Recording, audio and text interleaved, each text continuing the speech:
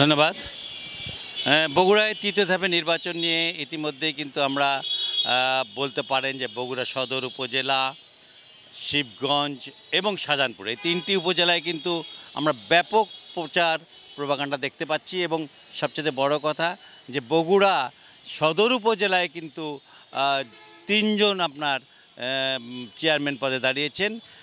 তিনজনের মধ্যে আপনারা জানেন যে একজন উপজেলা আওয়ামী লীগের সভাপতি আবু সুফিয়ান শফিক, আর লিটন পোদ্দার উনি জেলা যুবলীগের সভাপতি এবং আরেকজন আছেন জেলা আওয়ামী লীগের প্রচার ও প্রকাশনা সম্পাদক, তিনি হলেন সুলতান মাহমুদ খান রনি।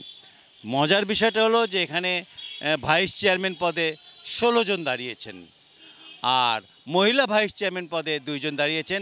এর মধ্যে মহিলা ভাইস চেয়ারম্যান পদে তহমিনা আক্তার রেশমি ফুটবল মার্কা নিয়ে এবং তারই ভাই দাঁড়িয়েছেন আপনার ইঞ্জিনিয়ার মোহাম্মদ রোকানুজ্জামান রিপন, তিনি কিন্তু টাইপরাইটার মার্কা নিয়ে দাঁড়িয়েছেন।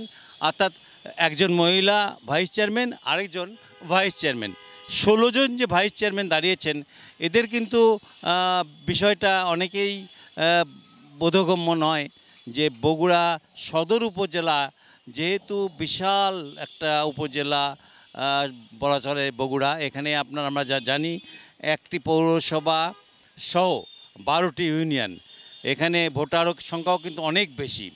তো এই যে ভাই বোন দাঁড়িয়েছেন, এই ভাই বোন তারাও আওয়ামী লীগের পরিবার থেকে এসছেন। আমরা মনে করছি যে এখানে যে ভোট হবে সেই ভোটে চেয়ারম্যান পদে কিন্তু দ্বিমুখী লড়াই হবে এবং এই দ্বিমুখী লড়াইয়ে আমরা মার্কাটা বলবো না কিংবা তাদের নাম বলবো না, তবে এইটুকু বলতে পারি যে দ্বিমুখী লড়াই হবে এবং সেক্ষেত্রে যে কোনো একজন বেরিয়ে আসবেন হাড্ডাহাড্ডি লড়াইয়ের পর। এই ছিল বগুড়া থেকে সর্বশেষ সংবাদ।